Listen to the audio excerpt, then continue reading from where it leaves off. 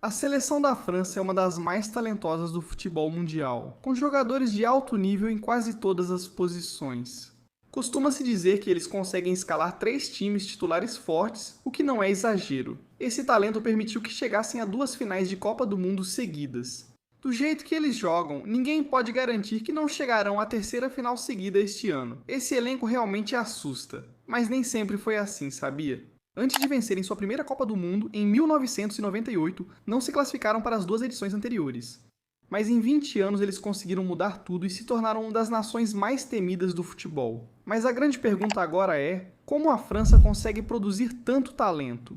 Isso resulta de anos de planejamento estratégico e investimento. Observando como tudo ocorreu, fica claro que o sucesso atual deles não é coincidência. Veja, em 1988 a França inaugurou o Instituto Nacional de Futebol Clairefontaine, e isso foi o começo de algo novo.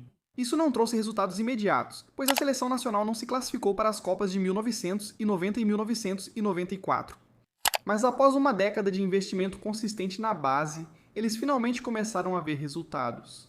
1998 estava destinado a ser o ano em que eles conquistaram o direito de sediar a Copa do Mundo pela segunda vez em sua história, e pela primeira vez em 60 anos, então foi uma oportunidade enorme para eles mostrarem o quanto haviam investido no crescimento do futebol no país. E bem, eles agarraram essa oportunidade com as 2 mãos. A seleção da França de 1998 tinha uma série de jogadores jovens muito talentosos, incluindo Zinedine Zidane e Thierry Henry. Como você sabe, eles acabaram dominando aquele torneio, vencendo todos os jogos, sofrendo apenas 2 gols em toda a competição e dando um recado: vitória contra o Brasil na final, em Paris.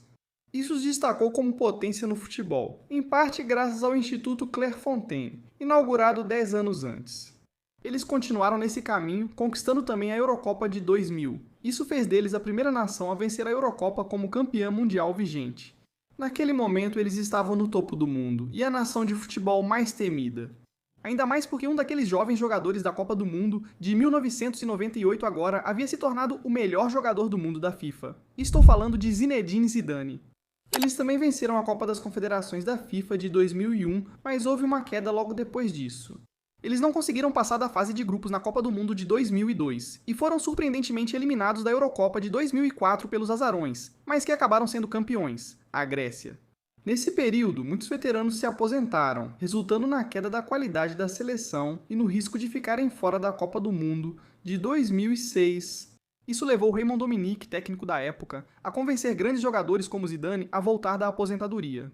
Com os jogadores experientes de volta, a França se classificou para a Copa do Mundo e chegou à final, eliminando Espanha, Portugal e Brasil no caminho. Eram favoritos contra a Itália, mas perderam nos pênaltis após o cartão vermelho de Zidane na prorrogação.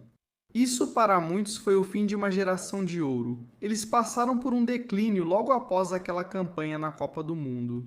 Eles não conseguiram passar da fase de grupos na Eurocopa de 2008 e só se classificaram para a Copa do Mundo de 2010 devido a um toque de mão polêmico de Henry no jogo de repescagem contra a República da Irlanda. De qualquer forma, a equipe acabaria implodindo completamente no torneio na África do Sul, terminando em último lugar no seu grupo. Após uma grande briga no vestiário entre jogadores e técnico, ironicamente, isso pareceu ser a faxina de que precisavam. Após esse momento embaraçoso, o futebol francês precisou mudar muito. O presidente da Federação Francesa de Futebol renunciou. O técnico Raymond Domenech saiu e foi substituído por Laurent Blanc, que solicitou a suspensão dos 23 jogadores convocados para a Copa do Mundo de 2010 Então a França teve que reiniciar a observação de jogadores e focar mais na base. Isso não trouxe resultados imediatos, mas acabou trazendo. Eles chegaram às quartas de final da Eurocopa de 2012 eliminados apenas pela Espanha, futura campeã. Após aquele torneio, Laurent Blanc deixou o cargo e foi sucedido por Didier Deschamps, o homem que havia sido capitão da França em sua primeira e única conquista de Copa do Mundo até então. Na Copa do Mundo de 2014, chegaram novamente só até as quartas de final, mas a equipe parecia mais promissora que em torneios anteriores. Eles tinham jovens talentosos, como Paul Pogba, eleito o melhor jogador jovem do torneio, e Rafael Varane, indicado ao prêmio. O futuro certamente era muito promissor, então a França decidiu continuar nesse caminho. Também ajudou o fato de que a Liga Francesa estava passando por uma fase de crescimento nessa época. Investidores estrangeiros chegaram e transformaram o PSG, melhorando as instalações e a base, tornando um dos melhores clubes do mundo em formação de talentos. Mas não foram só eles. Outros clubes como Rennes e Lyon também desenvolveram uma reputação por revelar grandes talentos. O Rennes sozinho revelou jogadores como Ousmane Dembélé, Désiré Doué, Eduardo Camavinga e Mathys Tel, entre outros, enquanto o Lyon produziu grandes talentos como Karim Benzema, Anthony Martial, Alexandre Lacazette, Samuel Umtiti, Bradley Barcola e Corentin Tolisso. Esses centros de formação impulsionaram a seleção nacional, dando início a uma nova geração de ouro para o país. Em 2016, a França chegou à final da Eurocopa em casa, só ficando sem o troféu por causa de um golaço de Éder na prorrogação. Foi de partir o coração, mas também sinalizou o progresso. Foi a primeira vez em uma década que eles chegaram à final de uma grande competição, então sabiam que só precisavam continuar construindo a partir disso. E bem, no final das contas, valeu a pena. Com uma mistura perfeita de experiência, juventude, talento e uma ótima gestão, a França passou a dominar o mundo inteiro. Em 2018, eles derrotaram Argentina, Uruguai, Bélgica e Croácia para conquistar sua segunda Copa do Mundo. Seus jogadores dominaram os prêmios. Griezmann levou a bola de bronze e a chuteira de prata, e Mbappé foi eleito o melhor jogador jovem. Um jogador francês vencer esse prêmio em anos seguidos mostrava o esforço do país em desenvolver jovens talentos. Eles decepcionaram na Euro 2020, perdendo para a Suíça nos pênaltis nas oitavas de final. Mas meio que compensaram isso ao vencer a Liga das Nações da UEFA, em 2021. Em 2022, eles voltaram ao topo, sendo a primeira equipe desde o Brasil a disputar 2 finais seguidas de Copa do Mundo. Parecia que eles seriam atropelados pela Argentina no primeiro tempo, mas tiveram caráter, determinação e talento para uma reação impressionante, embora muito improvável. Nesse jogo, eles perderam nos pênaltis, mas dominaram os prêmios novamente. Mbappé levou a chuteira de ouro e a bola de prata, enquanto Giroud ficou com a chuteira de bronze. Agora é que fica interessante. O ciclo do futebol indica que a França deveria estar em declínio, ainda mais após perder jogadores importantes. Após o torneio de 2022, Lloris, Griezmann e Varane se aposentaram da seleção francesa, e claro, eles também não contavam mais com Benzema e Pogba por um motivo ou outro. A França produz tanto talento que esses jogadores foram facilmente substituídos. Mas não é só o fato de terem jogadores, é também sobre como eles os integraram cuidadosamente à equipe ao longo dos anos. Assim, quando os jogadores mais velhos saem, a transição é suave, e é isso que vemos agora. Jogadores jovens como Warren Zaïre-Emery, Malo Gusto, Ryan Cherki e Désiré Doué agora são presença constante no elenco. Assim, quando os jogadores mais velhos saírem, eles entrarão facilmente para substituí-los.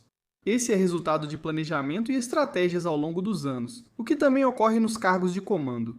Em vez de uma troca repentina de treinadores de tempos em tempos, agora existe um processo muito mais bem pensado em vigor. Já faz alguns anos que todos nós sabemos que Deschamps vai deixar o cargo após a Copa do Mundo de 2026 e que provavelmente será substituído por Zinedine Zidane. Transições suaves como essa realmente ajudam a manter a estabilidade do elenco, algo que faltou nos anos 2000 e 2010. A grande população da França favorece o surgimento de muitos talentos, já que o futebol é muito popular no país.